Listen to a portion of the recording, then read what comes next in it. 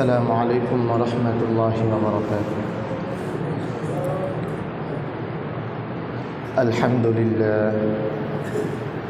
الحمد لله نحمده ونستعينه ونستغفره ونعوذ بالله من شرور أنفسنا ومن سيئات أعمالنا. من يهده الله فلا مضل له ومن يضلل فلا هادي له.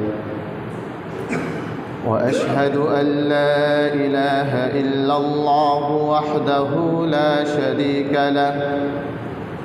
وأشهد أن سيدنا ومولانا محمدًا عبده ورسوله أرسله بالحق بشيرا ونذيرا وداعيا إلى الله بإذنه وسراجا منيرا.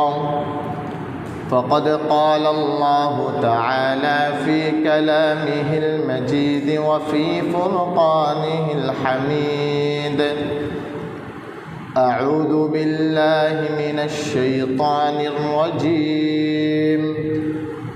بسم الله الرحمن الرحيم. كنتم خير أمة أخرجت للناس تأمرون بالمعروف وتنهون عن المنكر وتؤمنون بالله.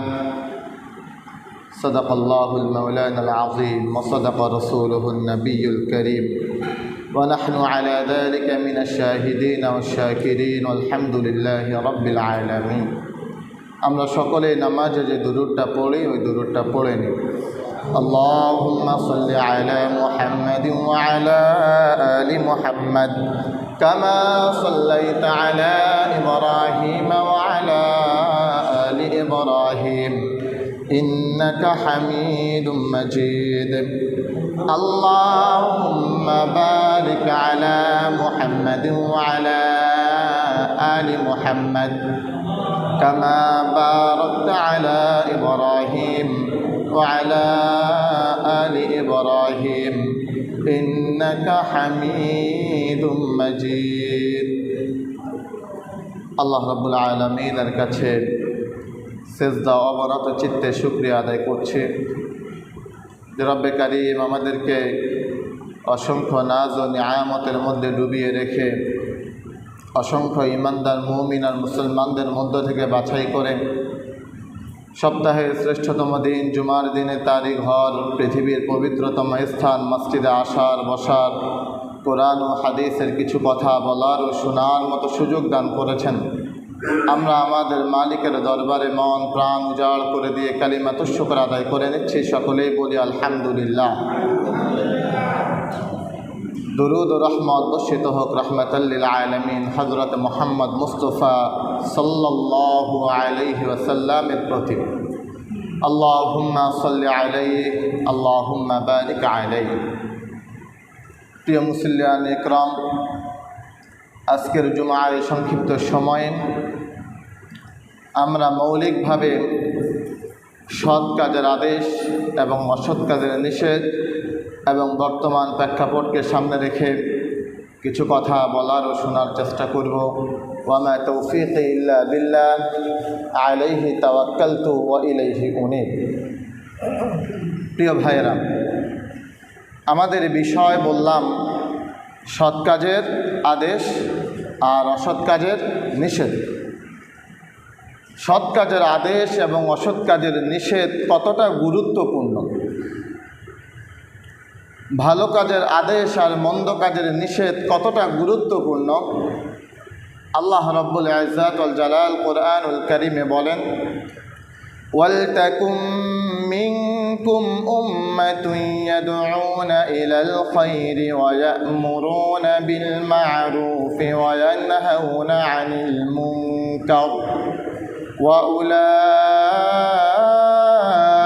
হুমুল মুফলিহুন। আল্লাহ বলেন যে তোমাদের মধ্যে এমন একটা দল থাকা চাই ওয়ালতাকুম মিনকুম উম্মাহ ইয়াদউনা ইলাল খায়র, যারা মানুষকে কল্যাণের দিকে ডাকবে।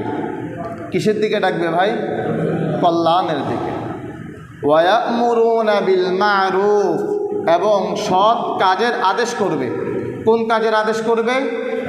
সৎ কাজের। ওয়া ইয়ানহাউনা আনিল মুনকার, এবং অসৎ কাজে নিষেধ করবে। নিষেধ করবে কোন কাজে ভাই? অসৎ কাজে। তিনটা কথা। এক, মানুষকে ডাকবে কিসের দিকে? কল্যাণের দিকে। দুই, মানুষকে কোন কাজের আদেশ করবে? সৎ কাজের। কোন কাজের নিষেধ করবে? অসৎ কাজের। এই তিন কাজ যেই উম্মাহ, যেই গোষ্ঠী করবে, আল্লাহ বলেন উলাইকা হুমুল মুফলিহুন, আল্লাহ রাব্বুল আলামিন অবশ্যই তাদেরকে সফল কাম করবেন। সুবহানাল্লাহ।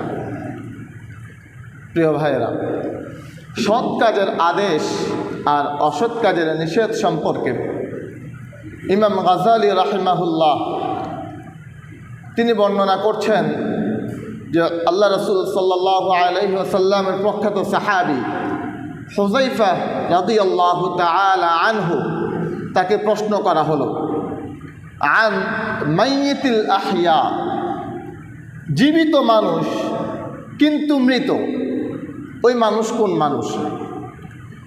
অর্থাৎ জীবিত থেকেও মৃত মানুষ, যে সে মানুষ কোন মানুষ?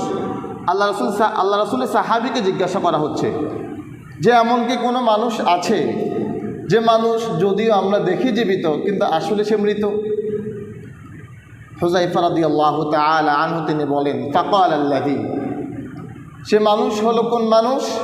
লা ইউনকিরুল মুনকারু বিয়াদিহি ওয়ালা বিলিসানিহি ওয়ালা বিকলবিহি, যে মানুষ অসৎ কাজকে, যে মানুষ অসৎ আচরণকে হাত দ্বারা বাধা দেয় না, মুখ দ্বারা প্রতিবাদ করে না, অন্তর দ্বারা অপছন্দ করে না, এমন যে মানুষ আছে, ওই মানুষ জীবিত হলেও প্রকৃত অর্থে ওই মানুষ মৃত মানুষ।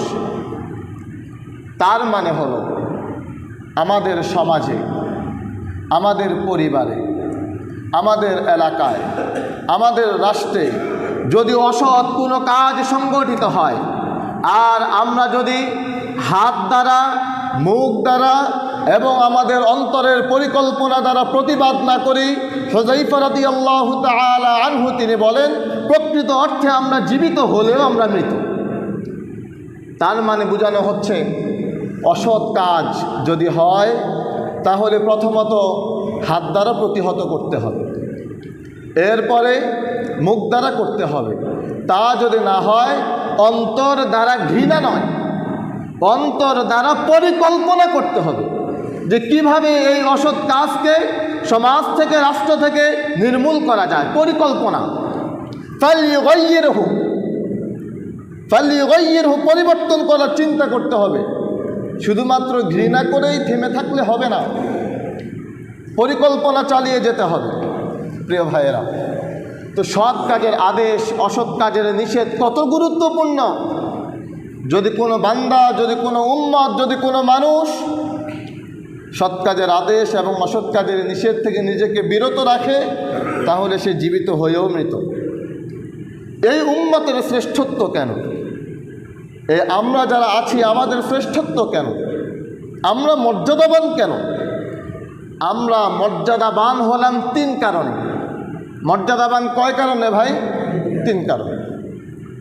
কুরআনুল কারীম আল্লাহ বলেন কুনতুম খায়রা উম্মাতিন উখরিজাত লিন-নাস তা'মুরুনা বিল মা'রুফি ওয়া তানহাউনা 'আনিল মুনকারি ওয়া তু'মিনুনা বিল্লাহ।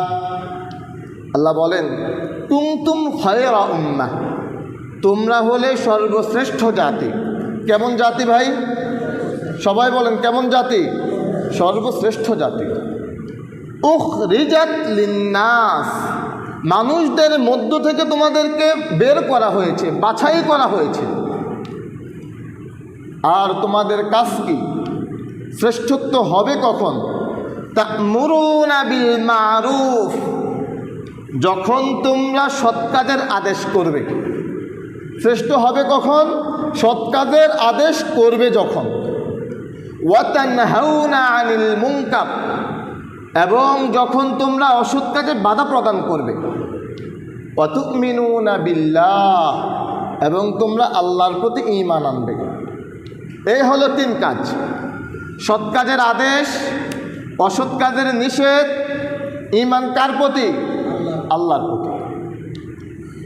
এই 3 কাজ যে উম্মতের কাছে থাকবে, ওই উম্মতকে আল্লাহ শ্রেষ্ঠ উম্মত বলেছেন।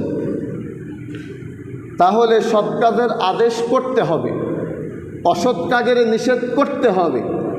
আর সৎ কাজের আদেশ আর অসৎ কাজের নিষেধ চলে হলো জমিনে। আলেম ওলামারা যদি আসমানের উপরের কথা বলে, শুধু জান্নাত আর জাহান্নামের কথা বলে, তাহলে খুব বেশি একটা সমস্যা হয় না।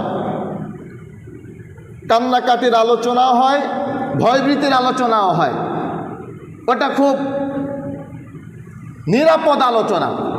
ওই আলোচনায় আলেম ওলামাদের প্রতি মুসল্লিরাও ক্ষিপ্ত হয় না। মাটির নিচের আলোচনাও যদি হয়, সে আলোচনাতেও মানুষের খুব বেশি গায়ে লাগে না। তবে আসমানের নিচে আর জমিনের উপরে আলোচনা যখন হয়, সৎ কাজের আদেশ আর অসৎ কাজের নিষেধ যখন হয়, তখন মানুষের গায়ে লাগে, আর মানুষ ওটা সহ্য করতে পারে না। প্রিয় ভাই, এক জুমায় আমি বলেছিলাম যে আলেম ওলামারা হলো উম্মতের ডাক্তার। ডাক্তারের কাজ হলো রুগীদের চিকিৎসা করা। ডাক্তার যখন রুগীর চিকিৎসা করবে, তখন রুগীর কষ্ট হতে পারে। যেই রুগী যত বেশি অসুস্থ, ওই রোগের চিকিৎসা তত ভয়ানক হয়। আগুনে পোড়া মানুষের চিকিৎসা যখন ডাক্তার করে, তখন আগুনে পোড়া মানুষগুলো খুব চেঁচামেচি করে। এজন্য ডাক্তার খুব খারাপ ডাক্তার নাকি ভাই? না, ডাক্তারের দায়িত্ব ও আগুনে পোড়া মানুষকে ভালোভাবে সুস্থ করে নেওয়া। আর আলেম ওলামাদের দায়িত্ব অসুস্থ সমাজ ব্যবস্থাকে আল্লাহর কোরআন এবং রাসূলের সুন্নাহ দিয়ে সাজানো। এবার মানুষের গায়ে লাগলেও, মানুষের গায়ে না লাগলেও, এটা আলেমদের দায়িত্ব। আমরা এক হাদিস বলি, আল উলামাউ ওয়ারাসাতুল আম্বিয়া, আলেমগণ নবীগণের উত্তরসূরি। এই হাদিস দ্বারা আমরা অধিকাংশ আলেমরা নিজেদের সম্মানের জায়গা নির্ধারণ করার চেষ্টা করি, যে সাধারণ মানুষ যাতে আলেমদেরকে সম্মান করে। কেন? কারণ আলেমরা নবীদের উত্তরসূরি। এজন্যে এই হাদিসের আরেকটা দিক আছে, আল উলামাউ ওয়ারাসাতুল আম্বিয়া, আলেমরা নবীগণের উত্তরসূরি। কোন দৃষ্টিতে? নবী রাসূলগণ যেভাবে আল্লাহর জমিনে আল্লাহর দ্বীনের দায়িত্ব পালন করেছেন, আল্লাহর জমিনে আল্লাহর ওয়াহদানিয়তের দায়িত্ব পালন করেছেন, সেই দৃষ্টিতে আলেম ওলামারা নবী রাসূলদের উত্তরসূরি। এটা আমাদের উপরে দায়িত্ব যে আমরা উম্মতকে কোরআন এবং হাদিসের সঠিক কথাগুলো উম্মতের সামনে তুলে ধরব। এটা আমাদের উপরে দায়িত্ব। সেই দায়িত্ব পালন করতে গিয়ে, সৎ কাজের আদেশ অসৎ কাজের নিষেধ করতে গিয়ে যদি বিপদ আর মুসিবতও আসে, তাও এটা আলেমদের দায়িত্ব, তার দায়িত্ব পালন করবে। প্রিয় ভাই, আল্লাহ রাসূল সাল্লাল্লাহু আলাইহি ওয়াসাল্লাম হাদিসের মধ্যে বলেন, মান রাআ মিনকুম মুনকারান ফালিয়ুগাইয়িরহু বিয়াদিহি ফাইন লাম ইস্তাতি' ফাবিলিসানিহি ওয়া ইন লাম ইস্তাতি' ফাবিকলবিহি ওয়া যালিকা আযআফুল ঈমান। যে যখন তোমাদের সামনে কোনো অপরাধ সংঘটিত হবে,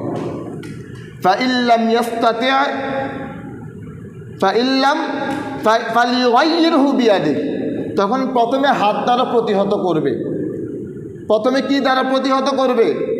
হাত দ্বারা। বলেন, প্রথমে কি দ্বারা প্রতিহত? হাত দ্বারা। যদি হাত দ্বারা না পারো তো মুখ দ্বারা।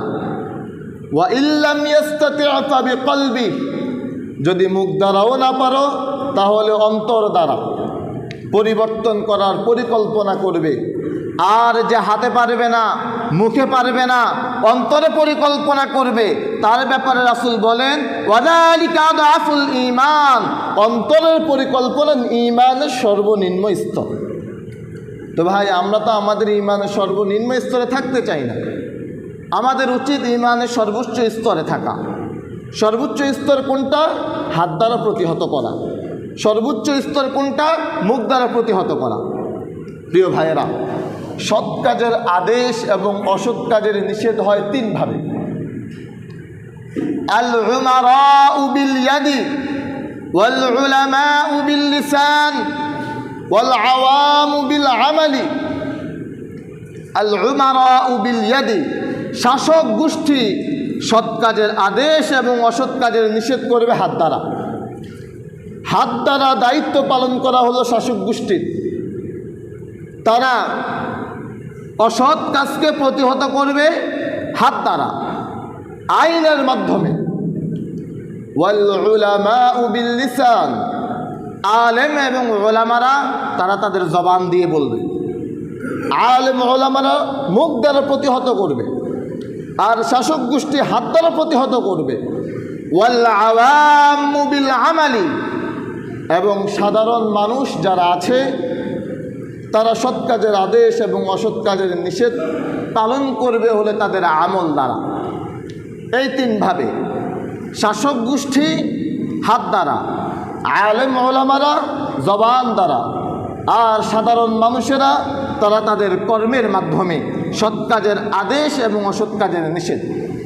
প্রিয় ভাইয়েরা, আমরা আমাদের আয়াতের আলোচনায় বলেছি যে উম্মতের শ্রেষ্ঠত্বের কারণ হলো তিনটা। এক, সৎ কাজের আদেশ। দুই, অসৎ কাজের নিষেধ।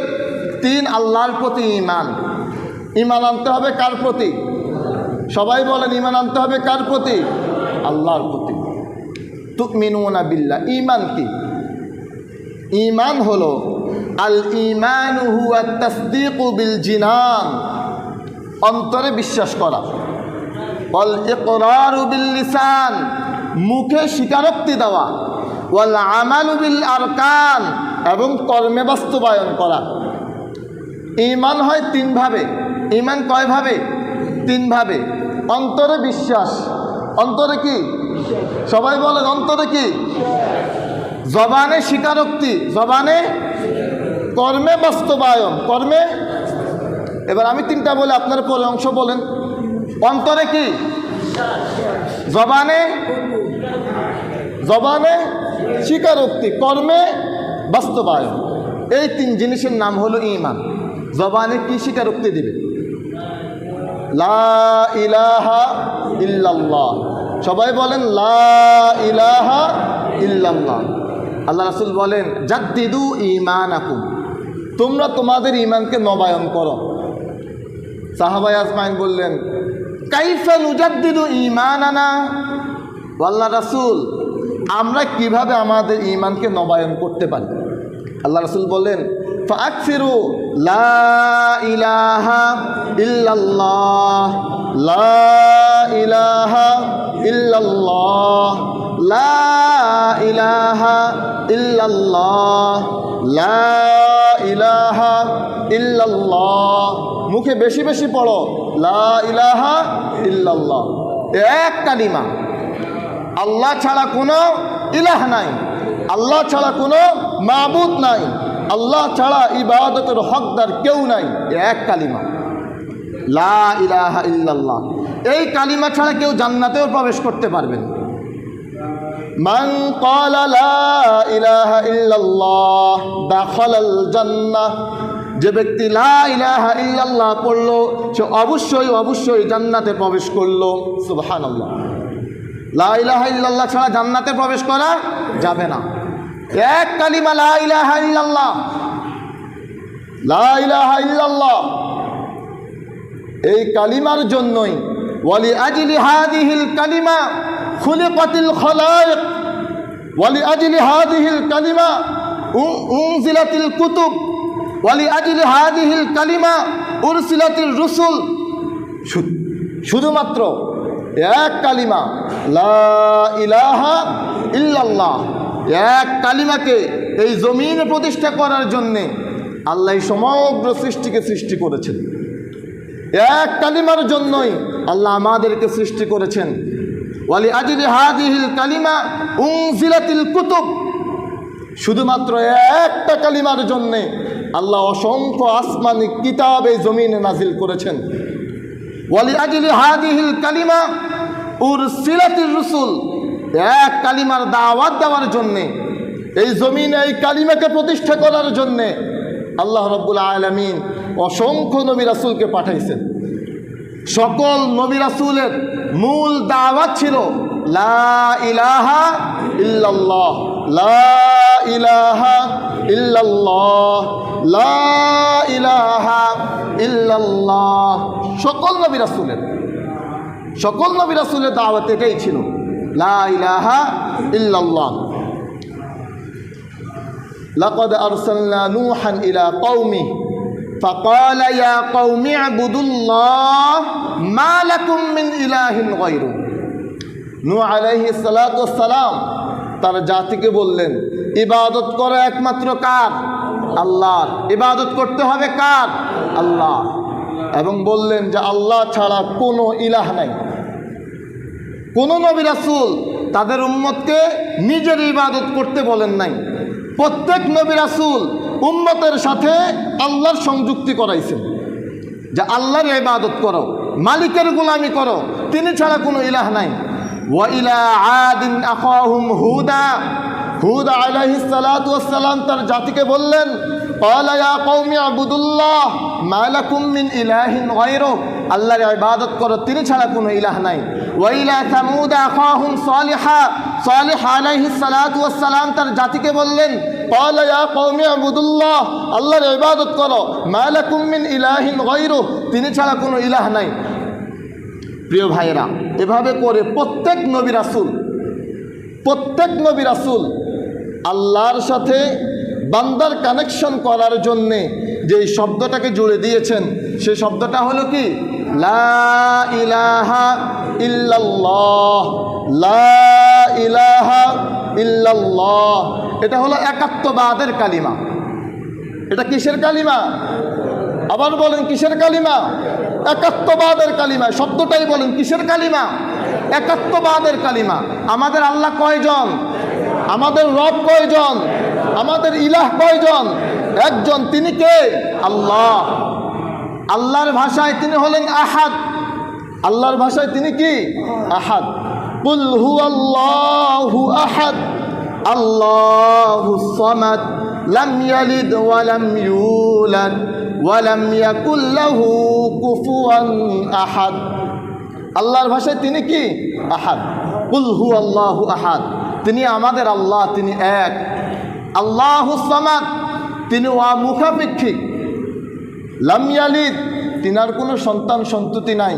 ওয়ালাম ইউলাদ, এবং তিনার কোনো পিতামাতাও নাই। ওয়ালাম ইয়াকুল লাহু কুফুয়ান আহাদ, আর তার সমতুল্য, তার সমকক্ষ কেউ নাই। কোরআনের একটাই সূরা, যেই সূরার প্রত্যেকটা আয়াতে আল্লাহ নিজের আলোচনা করেছেন, ওয়াহদানিয়তের আলোচনা করেছেন, একাত্মবাদের আলোচনা করেছেন।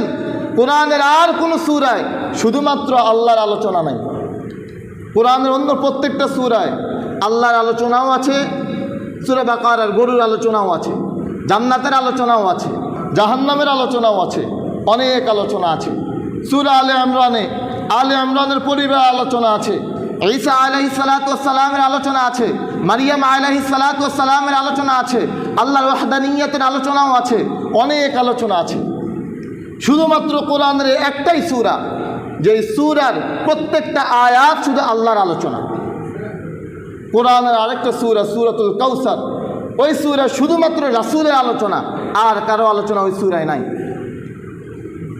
দেখেন, এই সূরার অর্থ আপনি যেদিক থেকেই করেন, আল্লাহরই আলোচনা। কুল হুয়াল্লাহু আহাদ, আমাদের আল্লাহ কেমন? তিনি এক। তিনি এক কেন? আল্লাহুস সামাদ, তিনি অমুখাপেক্ষী। তিনি অমুখাপেক্ষী কেন? লাম ইয়ালিদ, কারণ তার কোনো সন্তান সন্ততি নাই। তার কোনো সন্তান সন্ততি নাই কেন? ওয়ালাম ইউলাদ, কারণ তার কোনো পিতামাতাও নাই। তার কোনো পিতামাতা নাই কেন? ওয়ালাম ইয়াকুল লাহু কুফুয়ান আহাদ, তার সমতুল্য কেউ নাই। এবার উল্টা করেন, ওয়ালাম ইয়াকুল লাহু কুফুয়ান আহাদ, তার সমতুল্য কেউ নাই। ওয়ালাম ইউলাদ, তার কোনো পিতামাতা নাই। লাম ইয়ালিদ, তার কোনো সন্তান সন্ততি নাই।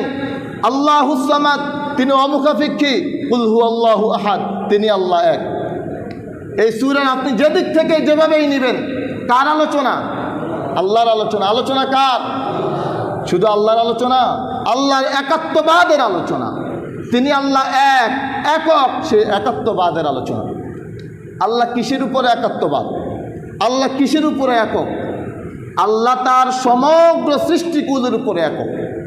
তিনি তার ক্ষমতায় একাত্মবাদ, তিনি তার রাজত্বে একাত্মবাদ, তিনি তার আদেশে একাত্মবাদ, তিনি তার নিষেধে একাত্মবাদ, তিনি তার সমগ্র সৃষ্টিকুলের উপরে একাত্মবাদ। তার অংশীদার কেউ নাই। আমাদের আল্লাহ কয়জন? সবাই বলেন কয়জন? আমরা একাত্মবাদে বিশ্বাসী না বহুত্ববাদে বিশ্বাসী? একাত্মবাদে বিশ্বাসী। খ্রিস্টান যারা, তারা তৃত্ববাদ ফলো করে যে আল্লাহ তিনজন। মুশরিক যারা, তারা বহুত্ববাদ ফলো করে যে আল্লাহ অনেকজন। বহুত্ববাদ যারা ফলো করে, বহুত্ববাদ যারা মানে, তারা মুসলমান না মুশরিক? সবাই বলেন মুসলমান না মুশরিক? মুশরিক। মুশরিকদের চিন্তা হলো যে আল্লাহ অনেকজন, বহুত্ববাদ। এই বহুত্ববাদের আড়ালে তারা কি করে? বহুত্ববাদের আড়ালে তাদের জন্য মদ হালাল, বহুত্ববাদের আড়ালে তাদের জন্য জেনা ব্যভিচার হালাল, বহুত্ববাদের আড়ালে তাদের জন্য সকল অন্যায় অপকর্ম হালাল। এজন্য তারা বহুত্ববাদকে প্রমোট করে। প্রিয় ভাইয়েরা, আমাদের এই বাংলাদেশ, এই বাংলাদেশের সংখ্যাগরিষ্ঠ মানুষ মুসলমান। এই সংখ্যাগরিষ্ঠ মুসলমানের দেশে সংবিধানে একাত্মবাদের বিপরীতে বহুত্ববাদ যদি লেখা হয়, এই লেখা বাংলাদেশের মুসলমানেরা কখনোই তাদের জীবন থাকতে, তাদের দেহে রক্ত থাকতে কোনো মুসলমান কখনোই একাত্মবাদের জায়গায় বহুত্ববাদ মেনে নেবে না। আমাদের দেহে যদি রক্ত থাকে, আমাদের এই বাংলার সংবিধানে, আমরা কখনোই বহুত্ববাদকে মেনে নেব না। প্রিয় ভাইয়েরা, তারা আমাদেরকে বিনদেশি শরবত খাওয়াতে চায়, বিনদেশিদের কালচার তারা আমাদের মাঝে আনতে চায়।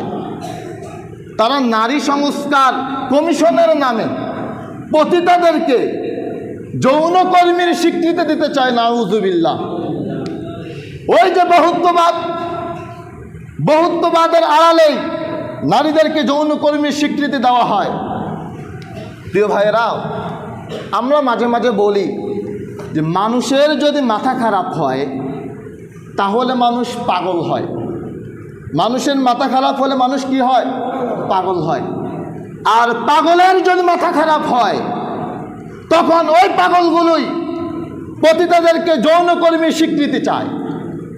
এই নারী সংস্কার কমিটিতে যারা আছে সবগুলো পাগল, আর এই পাগলগুলোর মাথা খারাপ হয়ে যাওয়ার কারণে তারা আমাদের মা এবং বোনদেরকে এই নষ্ট কালচারে আকৃষ্ট করতে চায়। প্রিয় ভাইয়েরা, বাংলার জমিনে এই নারীদেরকে কখনোই এভাবে যৌনকর্মীর স্বীকৃতি বাংলার মুসলমানও মেনে নেবে না। তো আমাদের কাজটি, আমরা তো ওটা চাই যে নারীদেরকে মূল্যায়ন অবশ্যই করা হোক, তবে আপনারা যেভাবে চাচ্ছেন সেভাবে নয়। ইসলাম নারীদেরকে যেভাবে মূল্যায়ন করেছে, নারীদেরকে সেভাবেই মূল্যায়িত করতে হবে। প্রিয় ভাইয়েরা,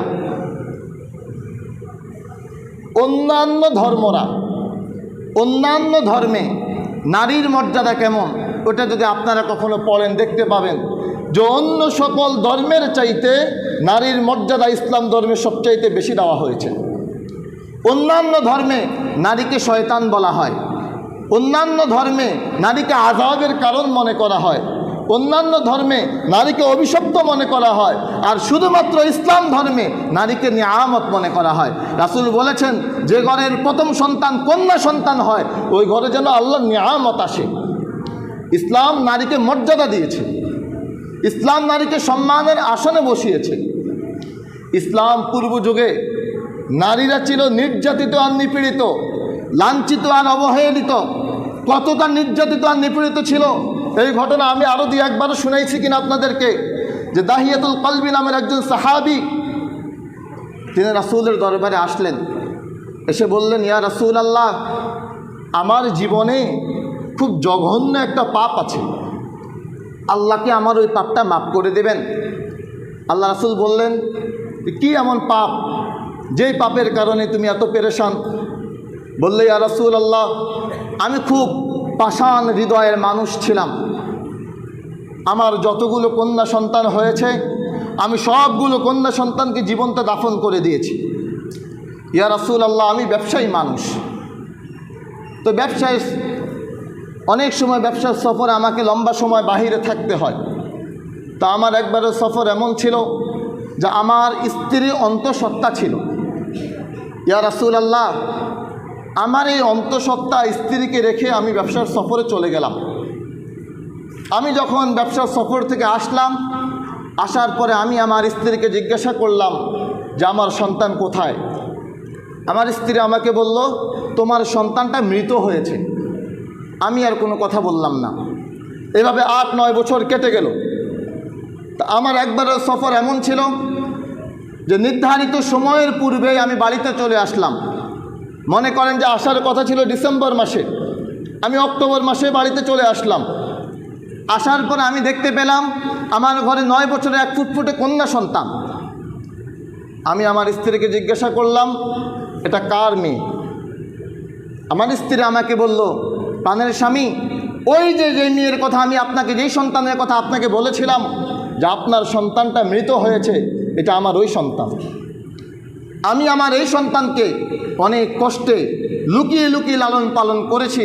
যখন আপনি ব্যবসার সফরে বাহিরে থাকেন তখন আমি তাকে বাড়িতে নিয়ে আসি, আর যখন আপনি বাড়িতে আসেন তখন আমি তাকে পাহাড়ের গুহায় রেখে লালন পালন করি। এই সাহাবী বলতেছেন যে আমি আর কোনো কথা বললাম না। আমি এক হাতে আমার শাবলটা নিলাম, কাঁধে আমার কোদালটা নিলাম, আর এক হাতে আমি আমার কন্যা সন্তানকে ধরলাম। ধরে আমি বাইরে হয়ে হাঁটা শুরু করলাম। আমার স্ত্রী তো বুঝে ফেলেছে যে আমি কোন দিকে যাচ্ছি। আমার স্ত্রী পিছন থেকে খুব চেঁচামেচি করে কান্নাকাটি করলো। আমি তার কোনো কথাই শুনলাম না। ইয়া রাসূলুল্লাহ, আমি যখন পাহাড়ের পাশ ঘেঁষে যাচ্ছিলাম হেঁটে হেঁটে, আমার মেয়ে আমাকে বলছিল যে বাবা, মা সবসময় বলে আপনি নাকি অনেক পাষাণ, আমি তো দেখি আপনি অনেক ভালো। মা সবসময় আপনার নামে অনেক কথা বলে, কিন্তু বাবা আপনি তো অনেক ভালো। আমার মেয়ে আমাকে খুব সুন্দর সুন্দর কথা শোনাচ্ছিল। ইয়া রাসূলুল্লাহ, এক পর্যায়ে আমি পাহাড়ের পাদদেশে চলে আসলাম। আসার পরে আমি গর্ত খনন করা শুরু করলাম। আমার ওই বাচ্চা মেয়েটা আমার গর্ত খননের কাজে আমাকে সহযোগিতা করতেছিল। ইয়া রাসূলুল্লাহ, যখন আমার গর্ত খননের কাজ শেষ হলো, আমি উপরে উঠে আসলাম। উপরে উঠে এসে আমি আমার বাচ্চা মেয়েটাকে ধাক্কা দিয়ে গর্তে ফেলে দিলাম। ইয়া রাসূলুল্লাহ, আমি পাশে একটা পাথর দেখলাম, ওই পাথরটা আমার হাতে নিলাম। হাতে নেওয়ার পরে আমার মেয়ের গর্ত থেকে আমাকে খুব করে বলতেছে, বাবা আমাকে মেরে ফেলিয়েন না বাবা। বাবা আমি কখনো আপনার পরিচয় দেব না, আমি কখনো আপনার বাড়িতে যাব না, আমি কখনো আপনার অসম্মানের কারণ হব না, আমাকে প্রাণে মেরে ফেলিয়েন না বাবা। ইয়া রাসূলুল্লাহ, আমি আমার ওই মেয়ে সন্তানের কোনো কথাই শুনলাম না। আমি আমার পাথরটাকে আমার ওই মেয়ের মাথার উপরে ছুঁড়ে মারলাম। ইয়া রাসূলুল্লাহ, আমার মেয়ের মাথা থেতলে গেল, তার শরীর থেতলে গেল, তার রক্ত আমার গায়ে ছুটে আসলো। ইয়া রাসূলুল্লাহ, আমার ওই মেয়ে ইয়া আবাতা বলে এক চিৎকার মেরে উঠলো। আর আমি পাষাণের মতো বাবা আমার মেয়েকে ওভাবে রেখে চলে আসতেছিলাম। এরপরে তিনি বলতেছেন, ইয়া রাসূলুল্লাহ, আমি যখন কিছু পথ আসলাম, কে যেন আমাকে পিছন দিক থেকে বলে, ইয়া আবাতা, হে আমার বাবা। আমি পিছনে তাকালাম, আমি কাউকে দেখতে পেলাম না। কে যেন আমাকে ডান দিক থেকে বলে, ইয়া আবাতা। আমি ডানে তাকালাম, আমি কাউকে দেখলাম না। কে যেন বাম দিক থেকে বলে, ইয়া আবাতা। আমি বামে তাকালাম, আমি কাউকে দেখলাম না। কে যেন সামনে থেকে বলে, ইয়া আবাতা। আমি সামনে তাকালাম, কাউকে দেখলাম না। ইয়া রাসূলুল্লাহ, এই শব্দটা ইয়া আবাতা, এই শব্দটা আমাকে খেতে দেয় না, এই শব্দটা আমাকে ঘুমাতে দেয় না, এই শব্দটা আমাকে একাকী চলতে দেয় না। ইয়া রাসূলুল্লাহ, আল্লাহ কি আমার এই গুনাহটাকেও মাফ করিয়ে দিবেন? আল্লাহ রাসূল সাল্লাল্লাহু আলাইহি ওয়াসাল্লাম চোখের পানি ছেড়ে দিলেন, ছেড়ে দিয়ে বললেন, মানুষ এতটাও পাষাণ হতে পারে? প্রিয় ভাইরা, আমি বুঝাতে চাচ্ছিলাম জাহিলিয়াতের যুগে নারীরা এভাবেই নির্যাতিত আর নিপীড়িত ছিল। নারীদেরকে এভাবেই জীবন্ত মেরে ফেলা হতো। আর ইসলাম আসার পরে নারীদেরকে যে সম্মান আর যে মর্যাদা দেওয়া হয়েছে, পৃথিবীর অন্য কোনো ধর্ম নারীকে ওই সম্মান আর মর্যাদা আসনে বসায় না। প্রিয় ভাই, তা আমরা মূলে বলতেছিলাম যে শুধুমাত্র একাত্মবাদের জায়গায় তারা বহুত্ববাদকে প্রমোট করে তারা আমাদের সমাজে ওই কালচারগুলোকে আবার আনতে চায়। তারা নারী অধিকার, নারী উন্নয়ন, নারী সংস্কার, নারী স্বাধীনতা এগুলোর নামে আমাদের মা এবং বোনদেরকে রাস্তায় নামিয়ে ভোগের পণ্য করতে চায়। প্রিয় ভাইয়েরা, আমি আমার মায়ের ব্যাপারে সচেতন হওয়া দরকার, আমি আমার বোনের ব্যাপারে সচেতন হওয়া দরকার। আমার মা এবং বোনকে আমরা রাস্তার পণ্য করতে চাই না। যে জিনিস যত দামি ওই জিনিসকে তত যত্নে রাখা হয়।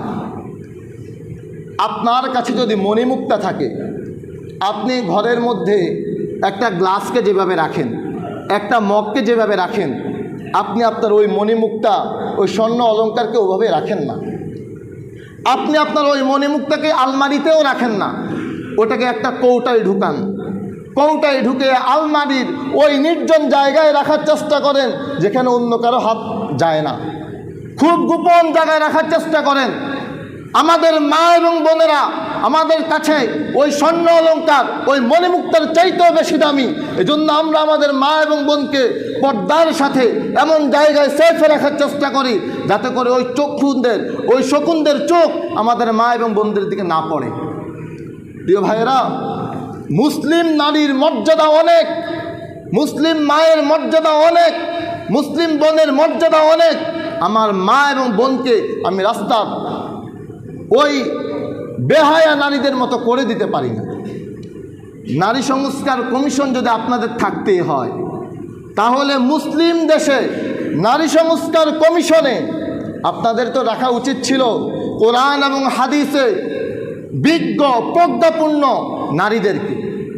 যেই নারীরা কোরআন এবং হাদিসে বিজ্ঞ, যেই নারীরা কোরআন এবং হাদিস বুঝেন, জানেন, আমল করেন, ওই নারীদেরকে দিয়ে আপনারা কমিশন করেন। তাহলে দেখতে পাবেন বাংলাদেশে নারী কমিশনের যদি কোনো সংস্কারের প্রয়োজন থাকেও, তাহলে সুন্দর সংস্করণ আসবে। আপনারা সংস্কারের আর কোনো কিছু পান না।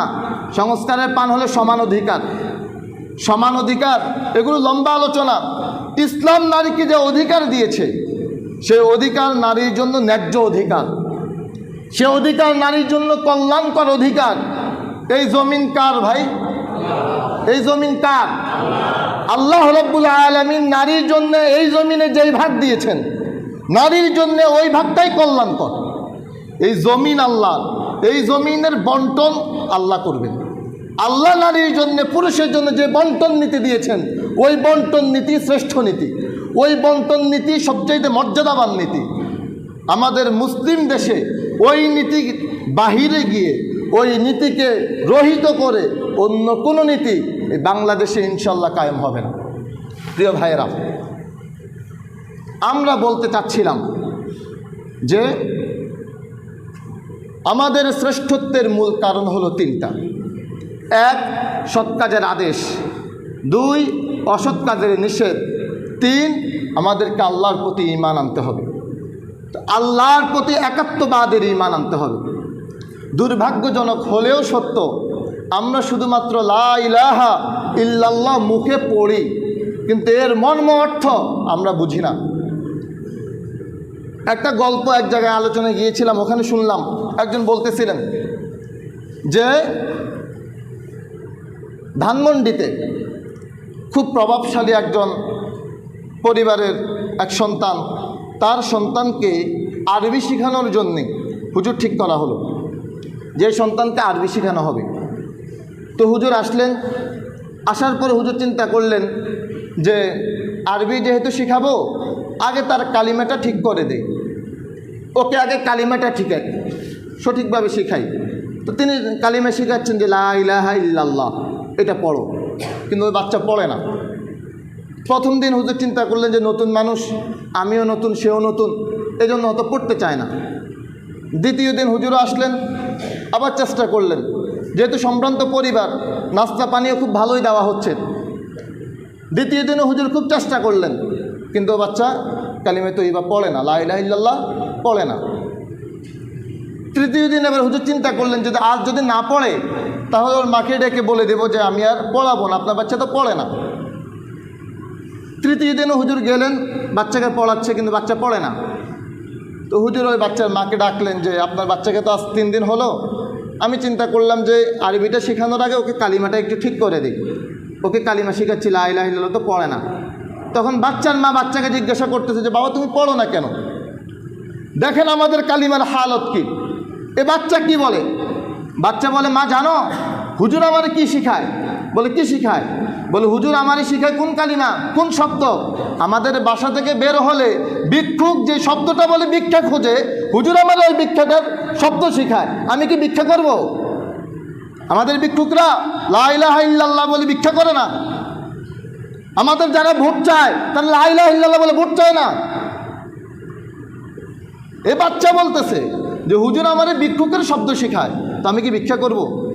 এই হলো কালিমা। অথচ এই কালিমার জন্যই ওই যে বললাম আল্লাহ সমগ্র সৃষ্টিকুলকে সৃষ্টি করেছেন। এই কালিমার জন্যই আল্লাহ অসংখ্য নবী রাসূল পাঠাইছেন।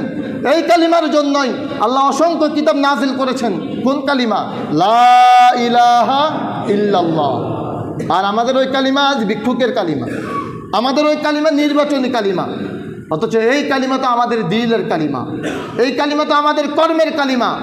এই কালিমাকে এই জমিনে প্রতিষ্ঠা করতে গিয়েই তো আল্লাহ রাসূল সাল্লাল্লাহু আলাইহি সাল্লামের দান শহীদ হয়েছে।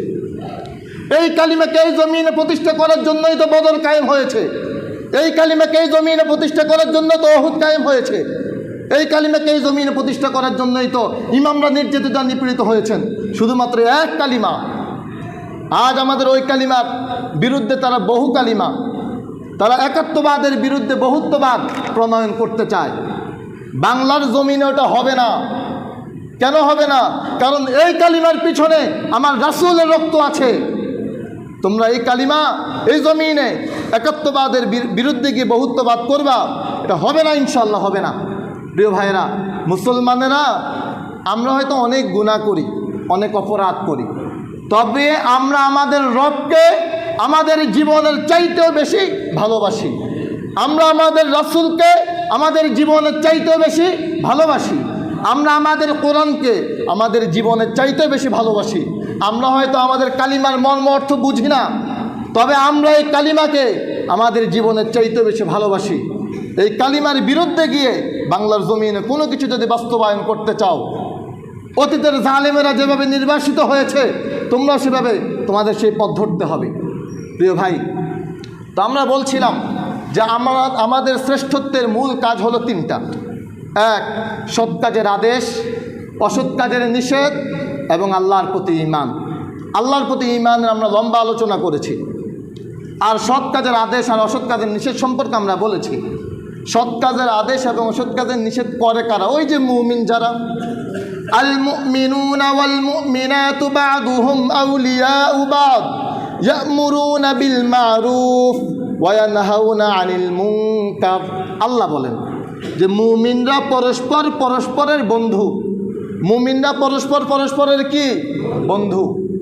যারা আল্লাহর প্রতি বিশ্বাস রাখে, যারা একাত্মবাদের প্রতি বিশ্বাস রাখে, তাদের বৈশিষ্ট্য আল্লাহ বলতেছেন ইয়া'মুরুনা বিল মা'রুফ, তারা সৎ কাজের আদেশ করে, ওয়া ইয়ানহাউনা আনিল মুনকার, এবং অসৎ কাজে বাধা প্রদান করে। আর যারা নিকৃষ্ট পাপাচার, নামে মুসলমান কর্মে মুনাফিক, ওদের ব্যাপারে আল্লাহ বলেন ওয়াল মুনাফিকুনা ওয়াল মুনাফিকাতু বা'দুহুম মিন বা'দ ইয়া'মুরুনা বিল মুনকারি ওয়া ইয়ানহাউনা আনিল মা'রুফ। ওই নারী কমিশনে দেখবেন অনেকের নাম মুসলমান কিন্তু কর্মে মুনাফিক। আল্লাহ তাদের ব্যাপারেই যেন বলতেছেন, এই আয়াত যেন তাদের ব্যাপারে নাযিল হচ্ছে। কোরআন কতটা বাস্তবসম্মত! আল্লাহ যেন তাদের জন্যই বলতেছেন যে মুনাফিকরা কেমন, তারা পরস্পরের বন্ধু এবং তারা অসৎ কাজে আদেশ করে, সৎ কাজে বাধা প্রদান করে। প্রিয় ভাই, আজ যদি আমরা সৎ কাজের আদেশ এবং অসৎ কাজের নিষেধ না করি, বিপদ আর মুসিবত যখন আসে তখন সকলের উপরেই আসে। এজন্যই আমরা আমাদের দুনিয়ার ভয়কে উপেক্ষা করে সৎ কাজের আদেশ আর অসৎ কাজের নিষেধের জন্য এজন্যই বলি যাতে করে রবের আযাব আমার উপরে না আসে, আমি যাতে করে রবের আযাব থেকে বেঁচে থাকতে পারি। এজন্যই সৎ কাজের আদেশ আর অসৎ কাজের নিষেধ সম্পর্কে আমরা নির্দ্বিধায় বলি, ভয়হীনভাবে বলি। আল্লাহ রাসূল সাল্লাল্লাহু আলাইহি সাল্লাম চমৎকার উদাহরণ দিয়েছেন যে জাহাজের 2 তলার মানুষ আর নিচতলার মানুষ। 2 তলার মানুষ মনে করে আমরা তো খুব সুখেই আছি, কোনো সমস্যা নাই। নিচতলার মানুষ পানিতে কষ্টে আছে, তারা বিশুদ্ধ পানি পায় না। 2 তলার মানুষের কাছে পানি চাইলো, তারা পানি দিল না। নিচতলার মানুষ চিন্তা করলো ওরা যদি পানি না দেয় সমস্যা কি, আমরা জাহাজকে ফুটো করে ওখান থেকেই পানি নিয়ে নিব। এই জাহাজ যখন ফুটো করা হবে আর এই পানি ঢুকবে, শুধুমাত্র নিচতলার মানুষ ডুববে না, 2 তলার মানুষও ডুববে, সবাই ডুববে। এজন্য ভাই, তারা যদিও অসৎ কাজ করতে চায়, আমরা বলতে চাই যে ভাই এই অসৎ কাজে তোমরা হাঁটিও না। বিপদ যদি আসে তখন আমাদের সকলের উপরেই আসবে। এজন্য আল্লাহর বিপদকে খাল কেটে কুমির আনার কোনো প্রয়োজন নাই। আমরা একাত্মবাদী বিশ্বাসী আছি, আমাদেরকে একাত্মবাদী বিশ্বাসী থাকতে দাও। আমরা এক আল্লাহর নীতিতে বিশ্বাসী আছি, আমাদেরকে ওই বিশ্বাসী থাকতে দাও। তোমরা বাংলার সংবিধানকে কোরআনের সংবিধান করে দাও। তোমাদের যদি সংস্কার করতেই হয় ইসলামিক সংস্কার করে দাও, কারণ এদেশের 90% মানুষ মুসলমান। এদেশের মানুষের কোরআন, এদেশের মানুষ হৃদয় ইসলাম লালন করে, কোরআন লালন করে। এদেশের মানুষের সেন্টিমেন্ট বুঝে, এদেশের মানুষের হৃদয়ের ভাষা বুঝে। আপনারা কোরআন দিয়ে দেশকে সাজিয়ে দেন, আপনারাও কল্যাণকর হবেন, এ দেশটাও কল্যাণকর রাষ্ট্র হবে। প্রিয় ভাইয়েরা, তো আমরা আমাদের ব্যক্তিগত জীবনে আল্লাহ আমাদেরকে যে শ্রেষ্ঠত্বের কারণ বলেছেন, আমরা আমাদের জীবনে 3টে শ্রেষ্ঠত্ব পালন করার চেষ্টা করব। আমরা আমাদের সাধ্যমতো সৎ কাজের আদেশ দেওয়ার চেষ্টা করব, অসৎ কাজের নিষেধ প্রদান করার চেষ্টা করব, এবং আমরা আমাদের ঈমানের উপরে অটল আর অবিচল থাকার চেষ্টা করব। আল্লাহ রাব্বুল আলামিন আমাদেরকে কবুল করুন। ওয়া আখিরু দাওয়ানা আলহামদুলিল্লাহি রাব্বিল আলামিন।